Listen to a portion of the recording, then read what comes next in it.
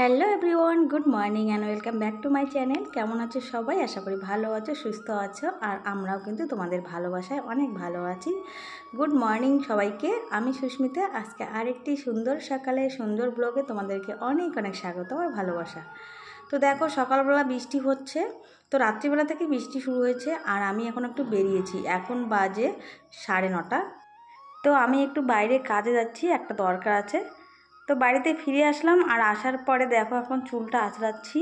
তো চুলটা আঁচড়াবো, তারপরে আজকে চুলে একটু স্পেশাল জিনিস লাগাবো। তো দেখো, ভাতের মাড় রেখে দিয়েছি, আর ভাতের মাড় কিন্তু খুবই উপকারী। তো ভাতের মাড়টা চুলে লাগালে কিন্তু আমাদের চুলটা খুব সুন্দর হয়, একদম সিল্কি হয় আর স্মুথ হয়। আর ভাতের মাড় লাগালে কিন্তু কন্ডিশনার ব্যবহার করার একদম দরকার নেই, তো এটা কিন্তু কন্ডিশনারের কাজ করে। তো বাড়িতে চলে আসলাম, আর এই যে দেখো এখন ভাত নিয়েছি, প্রচণ্ড খিদে পেয়েছে, ভাত খাবো। আর ভাত খাওয়ার পরে তারপরে কাজকর্ম করব। তো আজকে রান্না করেছি মাছের ডাল আর সয়াবিন দিয়ে আলু তরকারি, আর করেছি কাঁঠালের বীজ ভাজা। তো অল্প একটু ভাত নিয়েছি, একা একা খেতে ইচ্ছা করে না। তো এখন বসে বসে ভাতটা খেয়ে নিই। তো তোমরা সবাই ব্লগটা দেখতে থাকো, পাশে থেকো।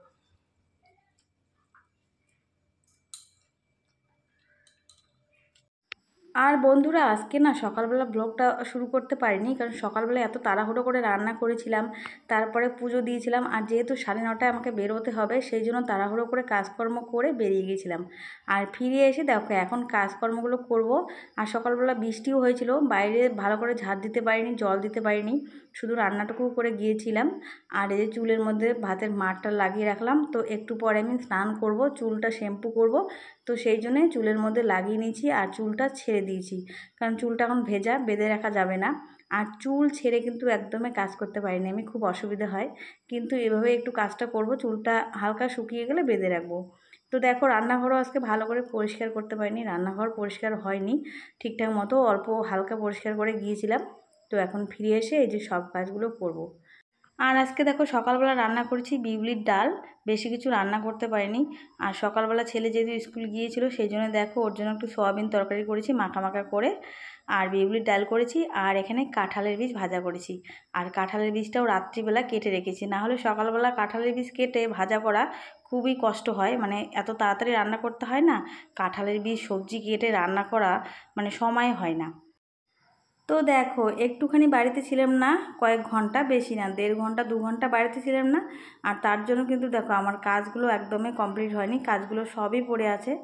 তো আমাদের মতো হাউস ওয়াইফদের না এটাই হয়, একটু বাইরে যদি কাজ করতে যাই তাহলে বাড়ির কাজগুলো গোছানো হয় না, খুব চাপ হয়ে যায়, মানে বাড়ির কাজ গুছিয়ে বাইরের কাজ করা কিন্তু খুবই চাপ হয়ে যায়। তো অনেক সময় আসে এরকম যে বাড়িতেও কাজ করতে হয় বা বাইরেও কাজ করতে হয়, দেখো আমাদের তো ঘরে বাইরে দুদিকে সামলাতে হয়। তো বন্ধুরা, অনেকে বলে, অনেক বাড়ির বউকে বলে যে রূপে লক্ষ্মী গুণে সরস্বতী, তার মধ্যে নাকি সরস্বতীর গুণও থাকে, লক্ষ্মীরও গুণ থাকে। কিন্তু আমি রূপে লক্ষ্মী গুণে সরস্বতী কিনা জানি না, তবুও কিন্তু বাইরে ঘরে দুদিকেই কিন্তু নিখুঁতভাবে কাজগুলো সামলানোর চেষ্টা করি। বাড়ির কাজ, সংসারের সমস্ত দেখাশোনা, হাজব্যান্ডের অফিস, হাজব্যান্ডের দেখাশোনা, বাচ্চার স্কুল, বাচ্চার টিউশন, গান, নাচ, সব কিছুই কিন্তু আমি নিজে একাই কিন্তু ম্যানেজ করি। তারপরে সংসারের কাজকর্মগুলো ঠিক টাইম মতো করি। তারপর সবার দেখাশোনা করেও সব কিছু ম্যানেজ করেও কিন্তু নিজের জন্য একটু টাইম বার করি, নিজের পার্সোনাল যে কাজটা করি সেটার জন্য কিন্তু টাইম দিই। তো দেখো, সোশ্যাল মিডিয়ায় যখন আমরা কাজ করি তখন আমাদের কিন্তু একটু এক্সট্রা টাইমের দরকার। আর সেই টাইমটা কিন্তু আমাদেরকে কেউ ম্যানেজ করে দেবে না, আমাদের নিজেদেরকেই কিন্তু ম্যানেজ করতে হবে। তো সংসারের কাজগুলো কিন্তু না করে আমরা কিন্তু সেই কাজটা করতে পারবো না, তাহলে কিন্তু সংসারে অশান্তি ঝগড়া লেগে যাবে। তো সবার বাড়িতে কিন্তু একই সমস্যা এই সোশ্যাল মিডিয়ায় কাজ করা নিয়ে। তো দেখো, আমরা কিন্তু এখনও সাফল্য পাইনি, আর সাফল্য না পেলে কিন্তু কেউ পাশে থাকে না। আমরা যখন সাফল্য পাবো তখন কিন্তু সবাই এগিয়ে আসবে আমাদেরকে সাপোর্ট করার জন্য, সহযোগিতা করার জন্য। কিন্তু এখন যখন আমরা সাফল্য পাইনি, এখন কিন্তু কেউ পাশে থাকবে না। তো এখন কিন্তু আমাদের সব দিক সামলে অনেক কষ্ট করে কিন্তু এই টাইমটুকু ম্যানেজ করতে হবে, যেটা আমাদের নিজেদেরকে করতে হবে। তো সবার মন জুগিয়ে সবার কাজকর্ম করে দিয়ে সবাইকে ভালো রেখে তারপরে কিন্তু আমরা এই কাজটা করি। তো এই যে কাজটা আমরা করি যারা যারা, তারা কিন্তু জানি যে এই কাজটা করতে অনেক কষ্ট, অনেক খাটুনি, তবুও কিন্তু করতেছি। আর এই কাজটা করে সাফল্য পেতে কিন্তু সব থেকে অবদান যার সেটা হলো তোমাদের ভালোবাসা। তোমরা আমাদের বন্ধু, তোমরা কিন্তু পাশে থাকলে আমরা কিন্তু সাফল্য অবশ্যই পাবো। তো তোমরা যারা যারা আমার ভিডিও দেখো, আমার ভিডিও যদি তোমাদের ভালো লাগে অবশ্যই লাইক করবে, কমেন্ট করবে। আর যারা যারা নতুন আমার চ্যানেলে এখনও সাবস্ক্রাইব করনি অবশ্যই চ্যানেলটি সাবস্ক্রাইব করে পাশে থাকবে। আর ভিডিওটি কেমন লাগলো সেটা দেখে কিন্তু অবশ্যই কমেন্ট করবে। তো এই যে ড্রেসিং টেবিলটা দেখো একটু পরিষ্কার করতেছি, আর আরশোলা। তো ড্রেসিং টেবিলের ভিতরে দেখো আরশোলা একদম পায়খানা করে ভর্তি করে রেখেছে। এত আরশোলা ঘরে বাইরে চারিদিকে শুধু আরশোলা আর আরশোলা। এত ওষুধ এত স্প্রে কিন্তু কাজ হয় না। তো এই যে এই ড্রেসিং টেবিলের মধ্যে এখন আরশোলা ঢুকে গেছে, আর আরশোলা ঢুকে পায়খানা করে ভর্তি করে দিয়েছে। তো দেখো এখানে দিয়ে দিলাম দুটো ন্যাপথলি, আর ন্যাপথলি দিয়ে রাখলে কিন্তু আরশোলা সহজেই ঢোকে না। তো ন্যাপথলি দিয়ে রাখলাম। আর এইদিকে দেখো জামা কাপড় ভেজানো আছে। তো বেশি জামা কাপড় নেই, দুটো জামা কাপড় সাবান দিয়ে রেখেছি। তো এই জামা দুটো এখন ধুয়ে দেবো।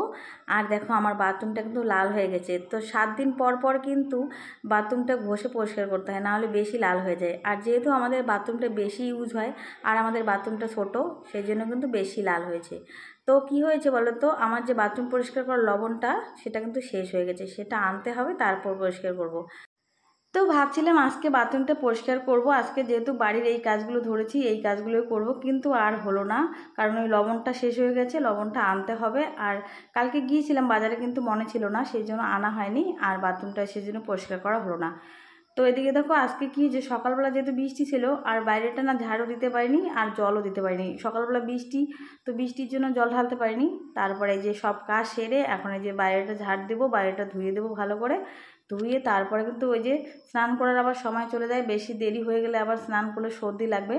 তো এখন এই যে ছাদের উপরে আসলাম, জামা কাপড়গুলো নিয়ে ছাদের উপরে জামা কাপড়গুলো মেলে দেবো। আর কি হয়েছে বলো তো, আমাদের ছাদটা না খুব পিছলে হয়েছে। তো এত শ্যাওলা পড়েছে, আর অনবরত বৃষ্টি চলছে না, এই বৃষ্টিতেই কিন্তু শ্যাওলাগুলো পড়ে যায়। আর গাছের পাতাগুলো পড়েছে, পচে পচে গেছে। ছাদটা অনেক দিন ধরে পরিষ্কার করা হয় না। তো আজকে দেখো বেশি জামা কাপড় নেই, অল্প কয়েকটা জামা কাপড়। আর রৌদ্র কিন্তু প্রায় নেই, দেখো একদম রৌদ্র নেই, আকাশটা মেঘলা মেঘলা। তো এখন এই যে ছাদটা আজকে পরিষ্কার করবো, যেহেতু বাথরুমটা পরিষ্কার করা হলো না। আর ঘর বাড়ি সব একদম পরিষ্কার, ঘরের কাজকর্ম শেষ। আর সকাল সকাল যেহেতু রান্নাটা হয় না, আর কি বলো তো, সকালবেলা যদি আমরা রান্নার কাজটা সারতে পারি আর কি। সকালবেলা যারা আমার মতো রান্না করে তাদের কিন্তু সারাদিনে অনেক কাজ হয়। তো সকালবেলা যদি আমরা রান্নাটা করতে পারি, সারতে পারি, তাহলে কিন্তু সারাদিনে আমরা অনেক কাজ করতে পারি। তারপরে কিন্তু নিজেদের জন্য একটু টাইমও বার করতে পারি। তো আমার তো সকাল সকাল রান্না হয়ে যায়, সেই জন্য বাকি কাজগুলো পরে আমি তাড়াতাড়ি করে করতে পারি। তারপর দেখো সংসারের সব বাকি কাজগুলো করে কিন্তু আমি কিন্তু নিজের জন্য একটু টাইম রাখি। সেই টাইমটাতে কিন্তু আমি ভিডিও করি বা ভিডিও এডিটিং করি। তো এই টাইমটাও কিন্তু আমাকে সব কাজ ম্যানেজ করে করতে হয়। আর কি বলো তো, প্রতিদিন আমি যখন তখন কিন্তু ভিডিও এডিটিং করতে পারি না বা ভিডিও করতে পারি না। তো আমার ছেলে যেহেতু পড়াশুনো করে, সন্ধ্যাবেলা ওকে নিয়ে বই পড়াতে বসাতে হয়। আর তখন কিন্তু আমি ভিডিও এডিটিং করতে পারি না। বা টিউশন থাকে, সন্ধ্যাবেলা টিউশন থাকে, আবার কোনো দিন টিউশনে নিয়ে যেতে হয়। তো সেই সময়গুলো বাদ দিয়ে কিন্তু আমাকে ভাবতে হবে যে আমি কোন সময়টা ভিডিও এডিটিং করব, কোন সময়টা ভিডিও করব। তো এই যে দেখো ছেলেকে নিয়ে যেতে এসেছি, ছেলে এসেছে টিউশনে।